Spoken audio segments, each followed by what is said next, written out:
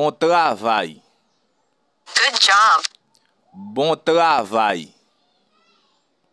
Of course. Bien si. Of course. Bien si. It's good. Li bon. It's good. Li bon. I am fine. Moins bien. I am fine. Moins bien. I'm sleepy. Moins dormi. I'm sleepy. Moins dormi.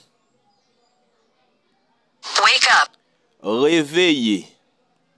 Wake up. Réveillé.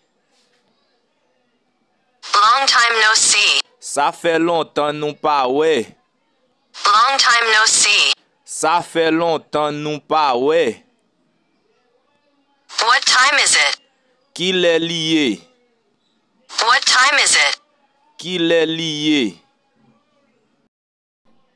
It's 6 o'clock in the morning. Li 6 heures nan matin.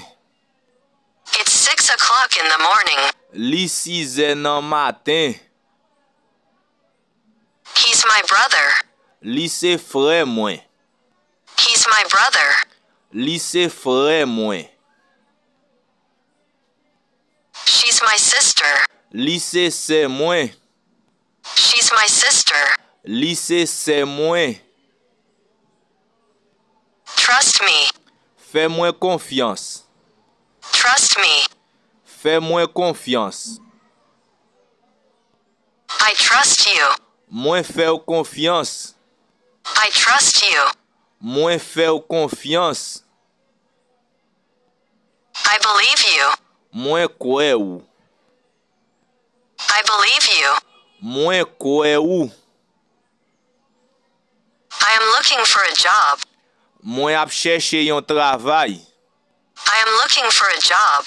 Moi ap chercher yon travail. What is this? Qui ça y est? What is this? Qui ça y est? I don't know. Moi pas connais. I don't know. Moi pas connais. Hurry up. Fais vite. Hurry up. Fais vite. Don't talk. Pas parler. Don't talk. Pas parler. I am sorry. Moi regrette. I am sorry. Moi regrette. Be careful. Fais attention. Be careful. Fais attention. Good luck. Bonne chance. Good luck. Bonne chance. I was busy. Moi t'es occupé. I was busy. Moi t'es occupé. I like you. Moi remè ou. I like you. Moi remè ou. It's nothing. C'est pas rien. It's nothing. C'est pas rien. Which country are you from? Qui pays ou sorti? Which country are you from? Qui pays ou sorti? I am from Haiti. Moi sorti Haïti. I am from Haiti. Moi sorti Haïti. What did you say? Qui ça ou dit? What did you say? Qui ça ou dit? I had a dream. Moi te fait yon rêve. I had a dream. Moi te fait yon rêve. I didn't say anything. Moi pas dit rien. I didn't say anything. Moi pas dit rien.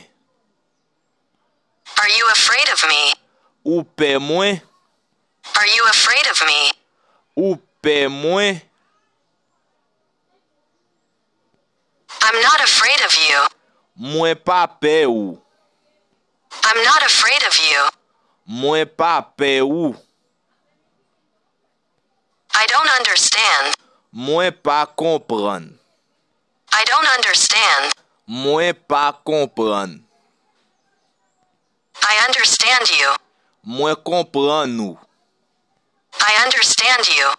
Mwen kompran ou.